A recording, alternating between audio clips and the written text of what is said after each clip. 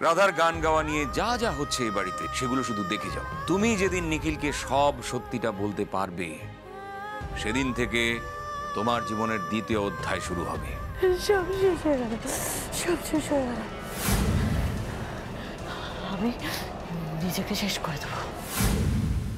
এই সব কিছু আমি শুধু তোমার জন্যই সাজিয়েছি। I love you Nikhil, I really love you. এই তমালের তলে বাঁশি বাজাইতো বাজাইতো, এই তমালের তলে বাঁশি বাজাই। শ্যামা, আপনি গান গাইতে পারেন শ্যামা? এত বড় একটা সত্যি এতদিন আপনি আমার কাছে লুকিয়ে গেছেন, বলুন শ্যামা কেন? এই কেনর উত্তরই তো দিতে চাই ছোট কর্তা। আর কি বা বলা বাকি আছে শ্যামা? আপনার এই আচরণ আমি মেনে নেব না স্যার। সে আপনার উপর আমার যতই। ছোট কর্তা শুনুন আমার কথাটা। ছোট কর্তা, এখন আমরা দেখব নিখিল আর শ্যামা একে অপরকে কি গিফট দেয়। আমি জানি না আমি শ্যামাকে কি গিফট দেব, মানে কোন উপহার দিলে উনি খুশি হবে। আসলে আমাদের মধ্যে সেই জায়গায় তৈরি হয়নি, তাই তাই আমি কোনো উপহার কিনিনি। আমাকে মিথ্যে কথা বলে আপনি অনেক বড় অন্যায় করেছেন শ্যামা। নিজের প্রতিভাকে চেপে রেখে আপনি অন্যায় করেছেন শ্যামা। নিজের গলা ধার দিয়ে আপনি রাধাকে সেলিব্রিটি বানিয়েছেন। আমি যা অন্যায় স্বীকার করার সবটা আপনার কাছে করেছি ছোট কর্তা। এবার আপনি আমার বিচার করুন। জানি না বাবা কিছু লুকোলেন কিনা, কিন্তু আমি আপনার মনের অবস্থা বুঝতে পারছি ছোট কর্তা। আপনি আজ হয়তো আমাকে এই উপহারটা দিতে চাইছিলেন না, বাধ্য হয়ে দিতে হলো। ছোট বৌমা, তুমি কি এনেছো নিখিলের জন্য?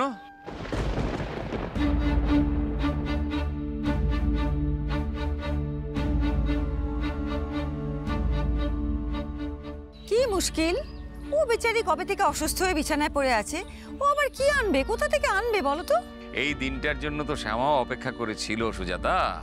তাই একেবারে খালি হাতে কেউ আসবে? বলো ছোট বৌমা। সত্যি সত্যি আমার সাধ্য কম বাবা, আর তাই ওনার জন্য কিছু কিনতেও পারিনি। তবে ছোট্ট একটা উপহার আছে, আর যে উপহারটা আছে সেটা হয়তো ওনার কাছেই ছিল, উনি সেটা ভুলে গেছেন।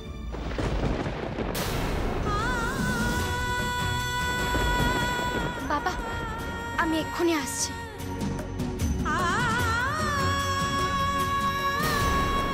আর কত নাটক আপনি করবেন শ্যামা? আপনার সব নাটক ধরা পড়ে গেছে।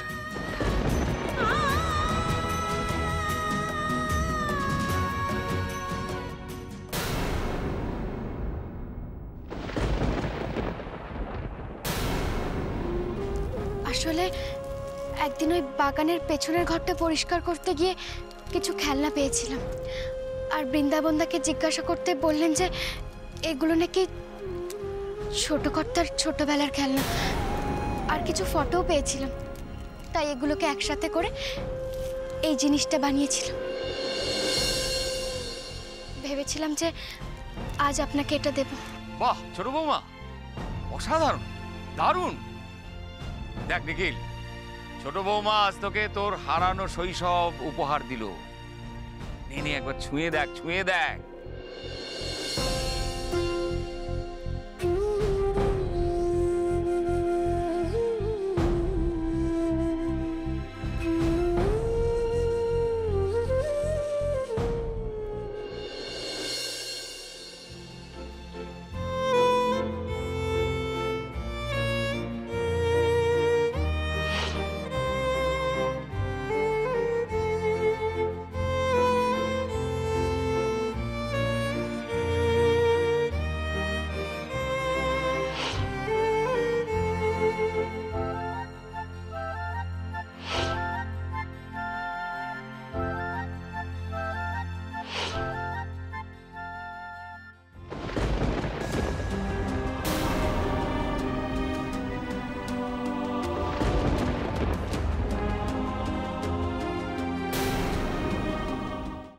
দাদামশাই, বিপদ, আমার নিখিলের বিপদ।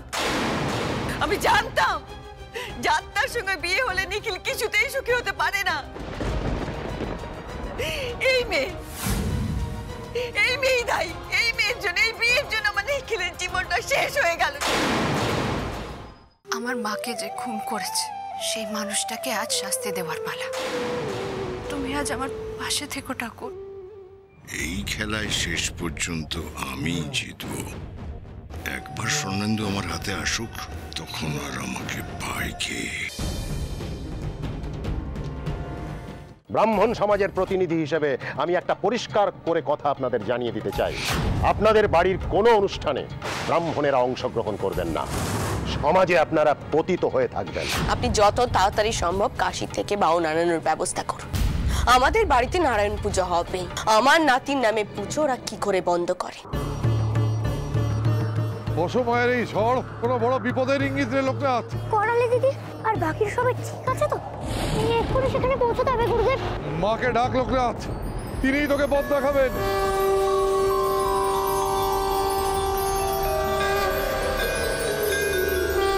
একে ভয় দেখাতে হবে, তবে যদি এখান থেকে যায়। দেখো দেখো, তুমি যদি এখান থেকে না যাও তাহলে তাহলে তাহলে এই ছোড়া দিয়ে আমি আঘাত করতে তোমাকে বাধ্য হব।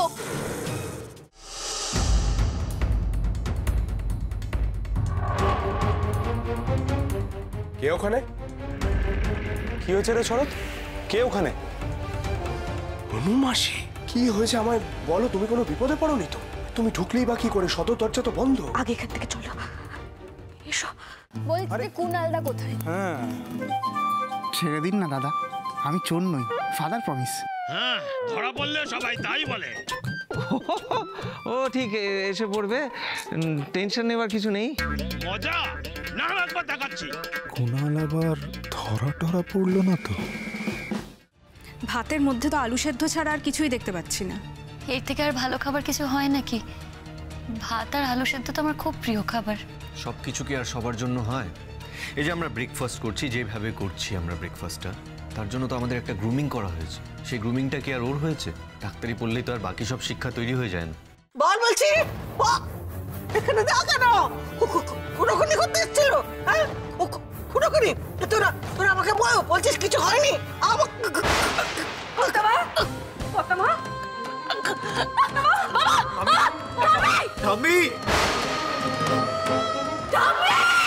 আমার ভাবতেই খারাপ লাগছে যে আমার শরীরের রক্ত তোমার গায়ে বইছে। আপনারা যদি ওকে সাজা দিতে চান তো দিন। আমার নামের পেছনে সরকার টাইটেলটা আছে। ক্রাইম করলে সাজা পেতেই হবে মোহিনী। বম্বার মতো তোমার সারা জীবন জেলে কাটানো উচিত। দেখ চেহারাটা কেমন করে রেখেছিস, কেমন সাজগোজ করেছিস, নিজেকে একটু দেখ। আমি আয়নায় মুখ দেখবো না বললাম তোমার। আয়নাতে মুখ দেখবো না, না না। নীলাঞ্জনে কাজল রেখা এমন করে আঁকবো না। ব্রাহ্মণ সমাজের প্রতিনিধি হিসেবে আমি একটা পরিষ্কার করে কথা আপনাদের জানিয়ে দিতে চাই। আপনাদের বাড়ির কোনো অনুষ্ঠানে ব্রাহ্মণেরা অংশগ্রহণ করবেন না। সমাজে আপনারা পতিত হয়ে থাকবেন। আপনি যত তাড়াতাড়ি সম্ভব কাশী থেকে বাউন আনানোর ব্যবস্থা করুন। আমাদের বাড়িতে নারায়ণ পুজো হবে। আমার নাতির নামে পুজো ওরা কি করে বন্ধ করে? অসময়ের এই ঝড় কোনো বড় বিপদের ইঙ্গিত রে লোকনাথ। করালি দিদি আর বাকি সবাই ঠিক আছে তো? এক্ষুনি সেখানে পৌঁছতে হবে গুরুদেব। মাকে ডাক লোকনাথ, তিনিই তোকে পথ দেখাবেন।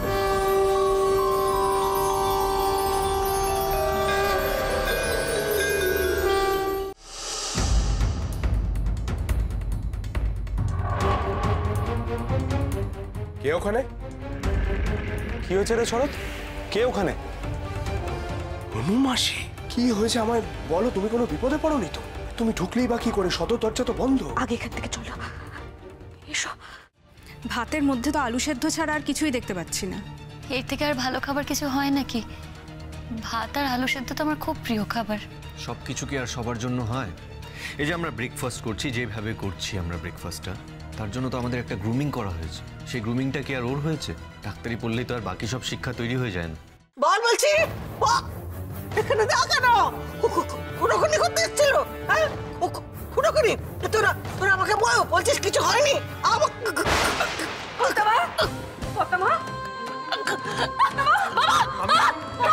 ঠাম্মি